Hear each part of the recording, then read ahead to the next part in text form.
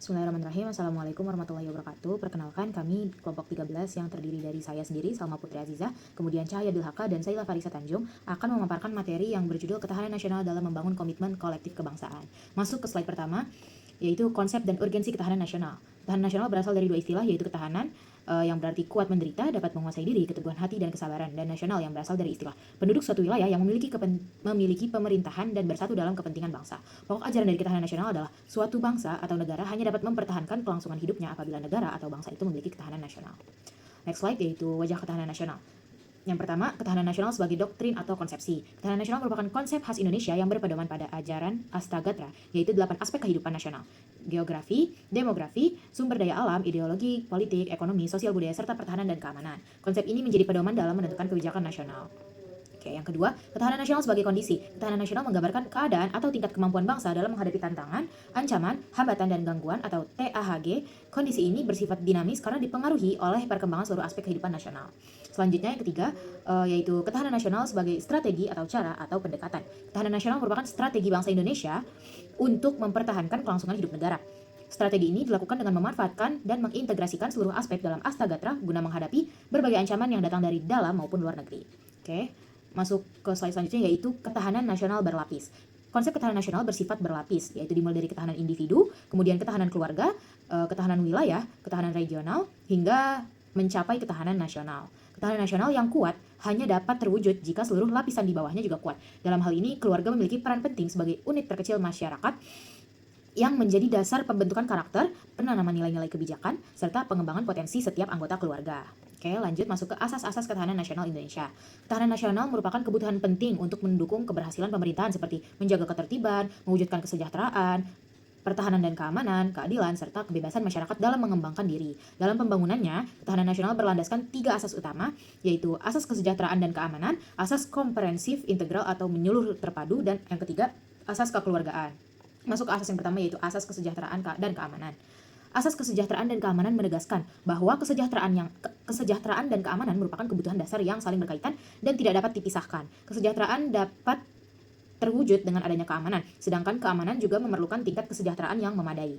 Oke, lanjut, yaitu asas komprehensif integral atau menyeluruh terpadu. Nah, sistem kehidupan nasional mencakup segenap aspek kehidupan bangsa secara utuh, menyeluruh, dan terpadu dalam bentuk perwujudan persatuan dan perpaduan yang seimbang, serasi dan selaras dari seluruh aspek kehidupan bermasyarakat, berbangsa, dan bernegara. Lanjut, yang terakhir adalah asas kekeluargaan. Ketahanan nasional mengandung nilai keadilan, kearifan, kebersamaan, kesetaraan, gotong royong, tenggang rasa, dan memiliki tanggung jawab dalam kehidupan bermasyarakat.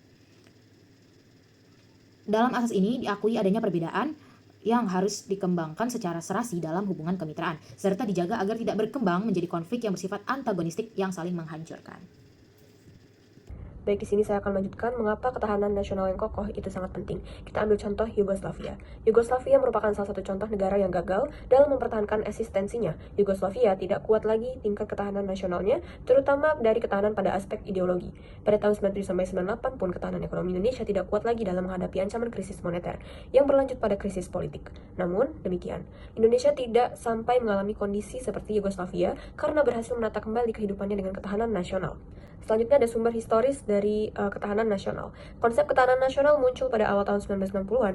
Istilah ini pertama kali dikemukakan oleh Presiden Soekarno dan dimulai dikembangkan oleh SSKAD Bandung pada tahun 1962. Pengembangannya didorong oleh situasi Perang Dingin, terutama meluasnya pengaruh komunisme dari Uni Soviet dan Cina kawasan Asia Tenggara. Setelah itu, Lemhanas mengembangkan konsep ini lebih lanjut sejak tahun 1965 hingga lahir berbagai konsepsi ketahanan nasional pada tahun 1968, 69, dan 1972. Pada tahun 1973, konsep ketahanan nasional resmi dimasukkan ke dalam GBHN dan menjadi pedoman pembangunan nasional hingga GBHN 1998. Selanjutnya ada sumber sosiologis ketahanan nasional. Ketahanan nasional lahir dari kebutuhan bangsa Indonesia untuk mempertahankan keutuhan dan keberlangsungan kehidupan masyarakat yang majemuk di tengah berbagai tantangan. Konsep ini menekankan pentingnya keuletan, ketangguhan, dan daya tahan masyarakat dalam menghadapi ancaman, hambatan, tantangan, dan gangguan. Dalam perkembangannya, aspek sosial menjadi salah satu unsur paling penting dalam Astagatra. Saat ini ketahanan nasional juga dipandang sangat dipengaruhi oleh kondisi sosial, terutama pada masalah ketidakadilan yang dianggap sebagai tantangan bersama bagi bangsa Indonesia. Dan yang terakhir ada sumber politis ketahanan nasional. Munculnya ketahanan nasional berkaitan erat dengan kepentingan negara untuk menjaga stabilitas politik dan keamanan nasional. Ancaman penyebaran komunisme di Asia Tenggara mendorong termasuk G30 SPKI pada tahun 1965 ini mendorong pemerintah untuk merumuskan strategi nasional dalam menghadapi berbagai ancaman terhadap negara. Konsep ini kemudian dijadikan dasar kebijakan nasional melalui GBHN dan digunakan sebagai pedoman dalam penyelenggaraan, pembangunan serta penguatan ketahanan negara di bidang ideologi, politik, ekonomi, sosial, pertahanan, dan keamanan. Yang keempat, dinamika dan tantangan ketahanan nasional. Tantangan ketahanan nasional yang pernah Indonesia lewati seperti ancaman komunisme di tahun 1965 dan krisis moneter tahun 1997 sampai 1998 menjadi contoh bahwa konsep ketahanan nasional yang kita miliki terbukti dapat menangkal ancaman-ancaman tersebut sehingga tidak berujung pada kehancuran bangsa. Namun, ketahanan suatu bangsa memang akan selalu menghadapi tantangan karena kehidupan bangsa pun selalu berubah.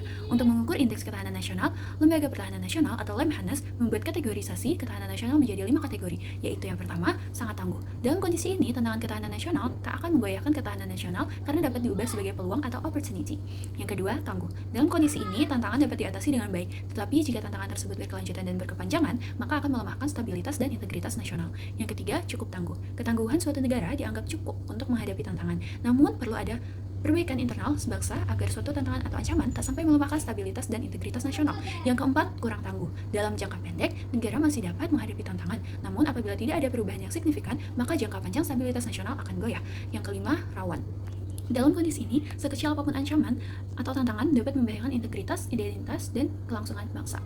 Hasil kajian yang dilakukan Lemhanas menyebutkan bahwa indeks ketahanan nasional Indonesia pada tahun 2019 dalam keadaan cukup tangguh. Subbab kelima yaitu esensi dan urgensi ketahanan nasional. Esensi dan ketahanan nasional pada hakikatnya adalah kemampuan yang dimiliki bangsa dan negara dalam menghadapi segala bentuk ancaman yang spektrumnya semakin luas dan kompleks pada saat ini.